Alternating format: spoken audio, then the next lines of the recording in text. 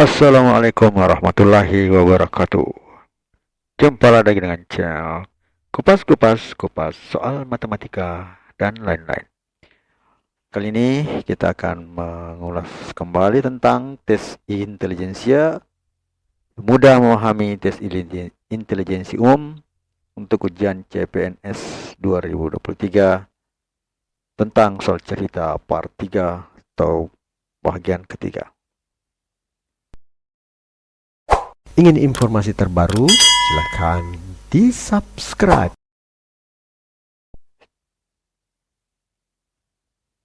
Nomor 1. Untuk membeli suatu barang, Pak Bambang harus meminjam uang kepada temannya sebesar 2 juta dengan perjanjian bunga sebesar 7,5%.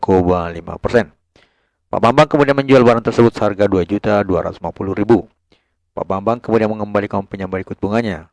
Berapakah uang kontan di tangan Pak Bambang? Kini telah sebelumnya membeli oleh-oleh untuk keluarganya seharga 30.500 dan ongkos parkir motor sebesar 2.000. A 67.000, B 67.500, C 868, D 68.500 dan E 66.500. Kita jawab.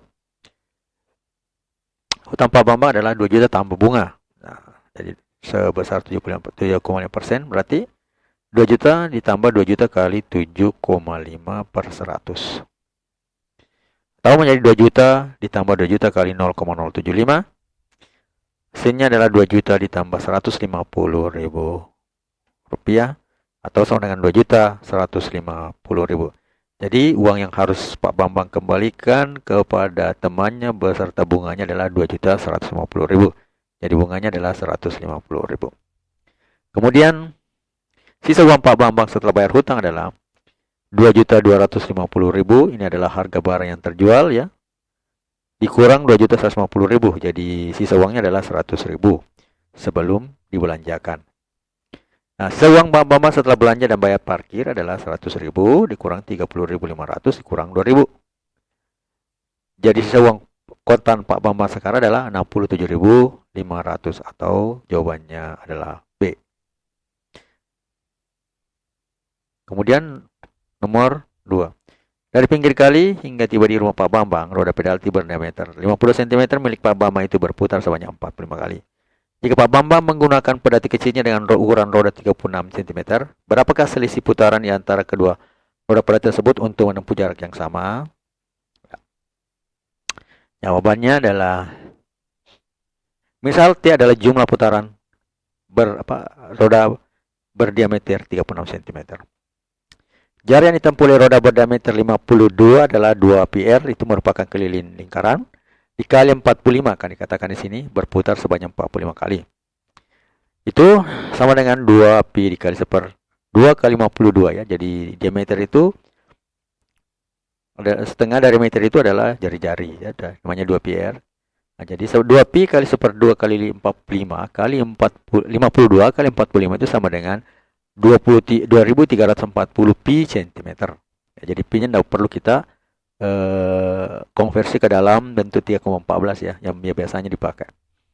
Kemudian jarak yang ditempuh oleh roda berdiameter 36 itu adalah 2 pi r kali t ya, di mana t ini adalah berapa kali putaran kita tidak tahu. Nah, ini hasilnya adalah 2 pi kali 1/2 kali 36 sama, jadi hasilnya itu 2 pi kali 1/2 kali 36 kali T ya, itu sama dengan 240 pi cm kan, ini jarak yang bisa ditempuh oleh roda berdiameter 52 cm tadi. Selanjutnya 2430 pi sama dengan 2 pi kali 1/2 kali 36 kali T itu hasilnya adalah 2340 pi sama dengan 36 pi kali T ya. Jadi 1/2 sudah hilang dari sini ya, 2 pi dengan ini hilang. Maka T-nya itu sama dengan 2340 pi per 36 pi, hasilnya adalah 65. Jadi putaran yang dilakukan oleh roda yang berdiameter 36 itu adalah sebanyak 65 putaran supaya sampai ke daerah yang tadi dilalui oleh pedati berdiameter 52 ya. Sehingga selisihnya itu ya, selisih putaran adalah 65 dikurang 45. Hasilnya adalah 20 kali. Jadi jawabannya adalah D. 20 kali. Jika bermanfaat, mohon di-share ya. Sekarang nomor 3. Penduduk dusun A berjumlah 50.000 orang. Setiap tahun penduduk dusun itu bertambah 3.000 orang. Sedangkan penduduk dusun B berjumlah 160.500 orang. Dan setiap tahun penduduk dusun B berkurang 3.500 orang. Berapa tahun lagi kedua dusun itu mempunyai jumlah penduduk yang sama? A 15 tahun, B 19, C 16, D 20, dan E 17 tahun. Mari kita jawab. Misalnya, jumlah penduduk A setelah X tahun itu adalah 50.000 tambah 3.000 kali X tahun. Nah, kemudian jumlah penduduk B itu setelah X tahun juga adalah 165.000 dikurang 3.500 X kali X tahun, X kali X ya. Karena dianggap penduduknya sama, tadi berarti 50.000 ditambah 3.000. X itu kali X itu sama dengan jumlahnya 160.000 di 500 dikurang 3.500 X. Maka hasilnya adalah kita sesuaikan. Jadi 160.500 kita pindahkan ke sisi sini. Yang ini ke sisi kanan. Jadi hasilnya seperti ini. 150.000 dikurang 160.500 sama dengan min 3.500X dikurang 3.000X. Hasilnya adalah min 110.500 sama dengan min 6.500X. Maka X-nya didapat adalah 110.500 dibagi dengan 6.500, hasilnya adalah 17. Maka pada tahun ke-17 tahun ke-17 tahun ke depannya itu baru jumlah penduduknya menjadi sama. Itu jawabannya ya. 17 tahun. Kemudian yang keempat. Sebuah bis dengan 24 kursi penumpang nampak dipenuhi penumpang hingga 10 orang penumpang terpaksa harus berdiri. Pada halte berikutnya 17 penumpang turun dan naik 8 orang. Kemudian 5 penumpang turun di pemberhentian berikutnya tanpa ada seorang pun yang naik. Di halte berikutnya lagi 4 orang naik tanpa seorang pun penumpang yang turun. Berapakah kursi kosong di dalam bis setelah bis meninggalkan halte tersebut? A. Tidak ada kursi kosong. B. 1, C. 2, D. 3, dan E. 4. Kita jawab. Jumlah kursi penumpang adalah 24 kursi. Dan ternyata jumlah penumpang ada 24 ditambah 10 orang yang berdiri, jadi 34 orang dalam bus. Kemudian pada halte 17 ya. Suka dengan videonya? Like dong. Pada halte 17 penumpang berkurang 17 ya. Berkurang 17 orang sehingga jumlah penumpang 17 orang sehingga jumlah penumpang dan naik 8 orang adalah jumlahnya 34, turun 17, kemudian naik ke 8, hasilnya adalah 25 orang dalam bus. Pemberian berikutnya turun 5 penumpang tanpa ada yang naik, artinya 25 dikurang 5 sama dengan 20. Kemudian pemberhentian berikutnya lagi naik 4 penumpang tanpa ada yang turun ya. Artinya 20 tambah 4 hasilnya menjadi 24. Jadi jumlah penumpang terakhir adalah 24. Artinya tidak ada kursi yang kosong karena kursi yang tersedia itu 24.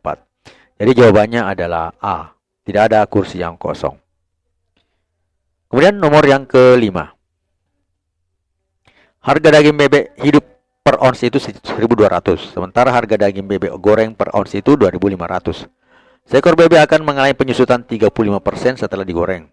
Berapakah keuntungan yang diperoleh seseorang jika hasil gorengannya mempunyai berat 8,45 ons? A. 6.525, B. 6.255, C. 6.125, D. 5.555, dan E. 5.525. Kita jawab. Harga daging bebek per ons adalah 1.200 kalau masih hidup. Harga bebek digoreng per ons adalah 2.500. Misalnya berat daging bebek hidup adalah X. Kemudian misalnya berat daging bebek goreng itu adalah Y. Persentase berat daging bebek setelah digoreng menyusut 35%. Artinya apa? Y itu sama dengan X dikali 35% atau 35/100. Jadi Y-nya dikali 35%, berarti penyusutannya itu adalah daging yang tersisa itu adalah X dikurang Y. Jadi ini Y merupakan penyusutannya. Kemudian X itu adalah daging sebelumnya. Jadi setelah menyusut menjadi X dikurang Y-nya tadi ini menjadi X kali 35/100. Atau bisa kita tulis ini ya. X dikali dalam kurung 1 kurang 35/100. Atau daging yang tersisa adalah X dikurang 1,035 sama dengan X dikali 0,65 sama dengan 845. Karena di depannya tadi katakan setelah digoreng hasara beratnya menjadi 8,45 ons. Ya. Jadi X-nya sama dengan 8,45 ons per 0,65. Itu sama dengan 13 ya. Jadi 0,65% tadi ini ya. Ini ya. 1 kurang 0,3 ya. Jadi X-nya itu sama dengan 8 yang harus penyusutan per persentase tadi ini setelah dikurang menjadi 0,65. Setelah dibagi itu sama dengan 13. Jadi bebek itu daging yang sebelumnya masih hidup itu 13. Setelah digoreng itu turun 30% tinggal 8,45. Jadi keuntungan yang didapat adalah 8,45 ke 2.500 karena harga per ons setelah digoreng itu 2.500. Sedangkan untuk masih hidup adalah 13 dikali 1.200 karena harga per onsnya yang hidup itu adalah 1.200. Hasilnya adalah 21.125 dikurang 15.600, maka diperoleh adalah 5.525. Keuntungannya adalah Rp 5.525. Jadi jawaban yang benar adalah E, 5.525. Ingin informasi terbaru? Silahkan di-subscribe. Aku mendengar dan aku melupa. Aku melihat lalu aku mengingat.